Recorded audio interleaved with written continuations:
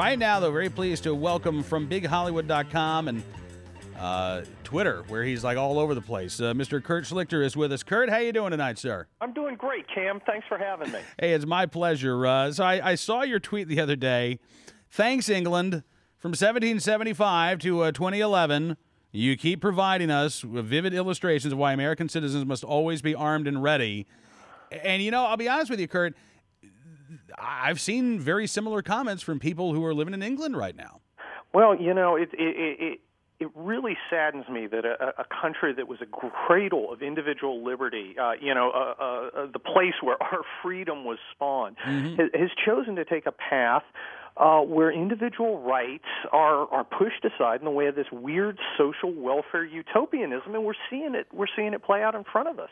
It's disgraceful. Yeah. This is a heroic, brave, amazing people who've chosen to cower, who've chosen to disarm themselves and take away the most important right any human being can have to protect his or herself and their family. It's a disgrace. It is a disgrace. And one of the questions that I've been asked a lot this week is, when did England, get kind of wimpy? I mean, they seriously. I mean, this. Well, Churchill died downhill all the way. First you had the Beatles, and then it just, John Lennon. I blame him.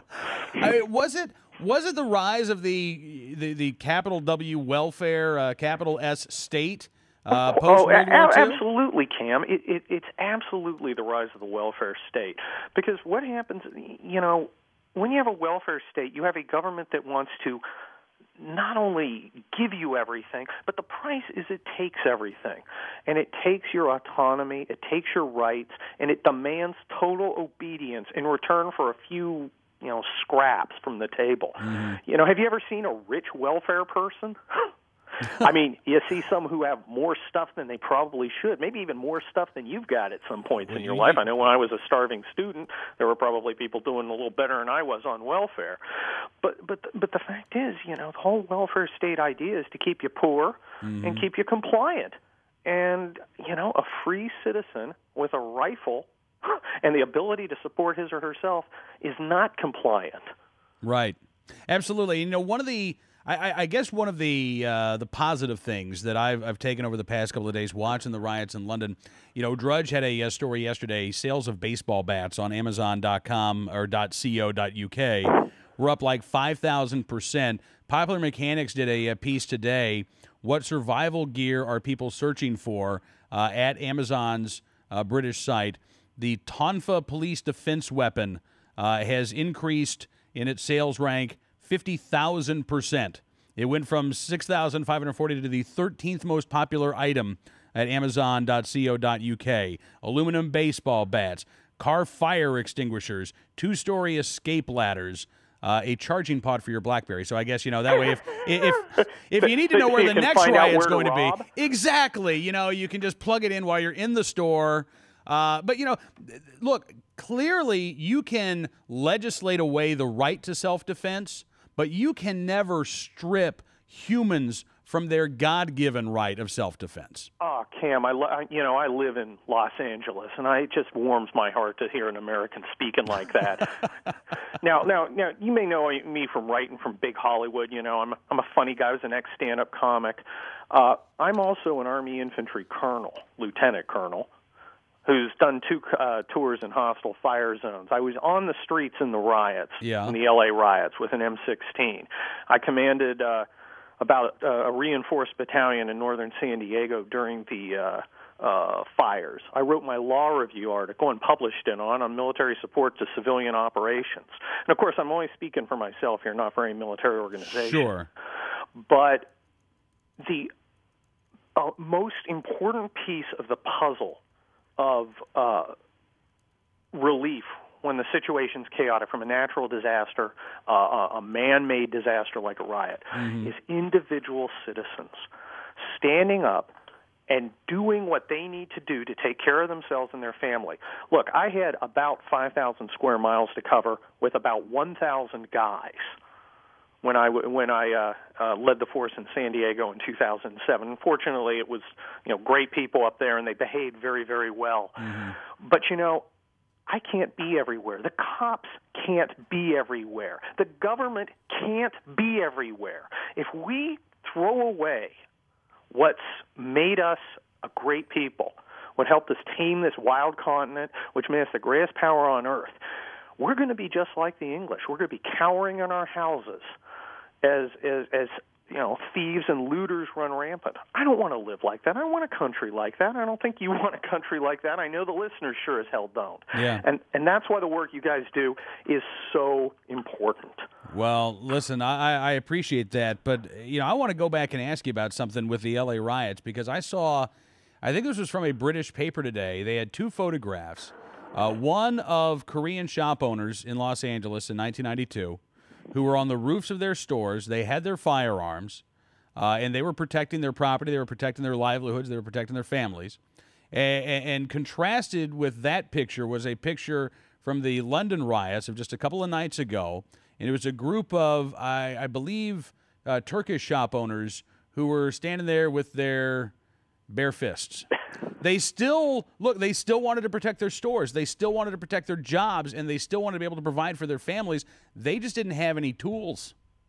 That's because the British government is more concerned with protecting its own power by disarming the citizens than allowing their citizens to exercise their God-given right to defend themselves. Yeah. It's truly disgraceful. And, I'm hoping that these Turkish and Kurdish guys, provide a nice little example for the English. This is not a cowardly people. I served with English soldiers overseas. Mm-hmm. These are tough, competent folks, and I don't understand why they've chosen decline and cowardice over standing up like free people.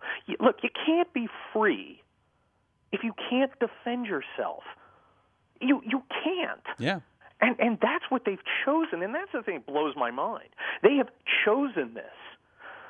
Here in America, hell, we fight like honey badgers. You start talking about taking my firearms, and Mister, it's on. Yeah. I may be a BMW driving trial lawyer for Los Angeles, but I grew up in a house where I had shotguns out, mm-hmm. hanging on the wall, where my dad took us hunting, where we learned about firearms, respected them in the military. I probably helped train, I don't know, because I'm an officer, I don't really do anything. Yeah. I stand there while the NCOs do the work, but, thousands and thousands of people. So I like to think I straddle some of these worlds. And I got to tell you, what I saw in Los Angeles during the riots were people begging me for help. Oh, yeah. Because they had chosen not to protect themselves. Then, of course, the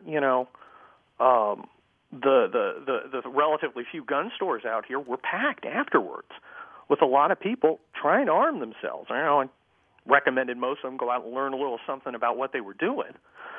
Right. But it's amazing how danger focuses your mind and lets you throw away nonsense and comforting fables like the police are right around the corner. I love our police. Nobody loves our police more than we do. Sure. Well, look, officers will tell you they can't be everywhere at once. They can't, press a button and magically arrive at a crime scene. And I think any cop who has worked the streets would honestly say that they would rather arrive at a crime scene in which somebody was able to defend themselves than arrive at a crime scene in which somebody was not able to defend themselves. Absolutely. They see so many people victimized, so many people hurt.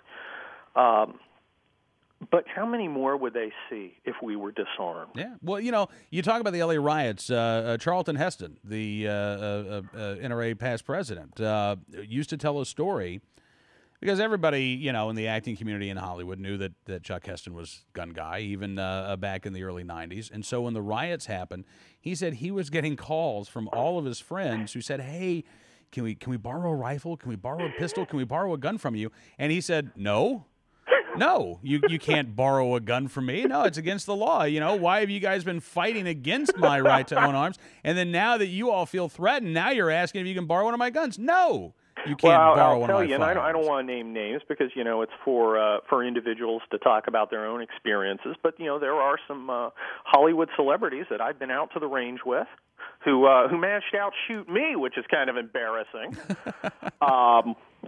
Like I said, I'm an officer. You want to be safe, stand in front of the target. But these, I think experience has taught a lot of people that bad things happen, and nobody's looking for trouble. Heck, the purpose of a firearm, ideally, is to deter trouble. Yes. If somebody knows, look, this guy's armed, he can defend himself, he's moving on. Absolutely. Well, look, this is, that's one of the huge fallacies of gun ownership. You've got the anti-gunners out there who think that every concealed carry holder, every gun owner wakes up in the morning thinking, man, I hope somebody tries to rob me today. I have a fire extinguisher in my kitchen. I never, when I'm getting ready to cook, do I say, God, I really hope I set something on fire. I really want to use my fire extinguisher. I never get behind the wheel of my car, even though I have car insurance, and say, I hope somebody plows into me. I want to call Allstate. I want to see if the guy from Major League in 24 really knows what he's talking about car insurance. Well, as somebody, who's had to, physically lug around a weapon, and of course, when I was, both in the Army and in my home life, you use a weapon, you clean it. Mm-hmm. Having a weapon is a giant responsibility. It's even a hassle sometimes. It's heavy, they're oily, it can be a pain. You can't drink a couple of beers without thinking about, it's a responsibility. I'd prefer a world of peace, love, and flowers, but that ain't the world we live in, and it never will be. And if we don't stand up and take responsibility as individual citizens, we're going to be England, and that's not us. No, it's not. And thankfully, I think we're actually trending in the right direction. I think the attitude and the ideology of the anti-gun crowd is so intellectually bankrupt right now, Kurt. Look, they've been in control of Washington, D.C. for the last ever since they've had a mayor. Actually, it's been an anti-gun mayor. They've been in charge of Chicago. They've been in charge of Los Angeles. They've been in charge of Boston and New York City and all of these gun-free paradises where the criminals have the upper hand. Their ideas don't work, and we know it. Now it's just a matter of, trying to clean house and restore some sense of sanity to these areas where the anti-gun mentality has taken root. Well, that's what's so important about the NRA, where it's normal, salt-of-the-earth Americans coming together and, standing up. Cam, it's not a surprise that the Second Amendment is right there at the beginning. Mm-hmm. Okay, it's that important. These are the people, our founders are people who had to literally go to war to attain their most basic freedoms. They had to fight for it. And they understood that if they had been disarmed, which is what the British were planning on doing coming out to Lexington and Concord, they would be slaves. Yep. Whether it's of the government or of the biggest, toughest criminal on the block, slavery's slavery. Absolutely. Hey, Kurt, I can't thank you enough for coming on the program, sir. I apologize we didn't get around to discussing how magnets work, but maybe next time we have you on the show. Cam, you're my hero. Well, let's keep in touch, and anytime you need a suit and tie Los Angeles trial lawyer who's also an infantry officer and an ex-stand-up comic and the firmest believer in the Second Amendment you'll ever meet, I'm just a phone call away. That's a pretty good skill set, and maybe we could have you on for a Conserva-Life coach segment as well. I'll bring some hints. All right. Hey, Kurt, thanks again. Talk to you soon. Thanks, Cam. Kurt Schlichter joining us here on the program.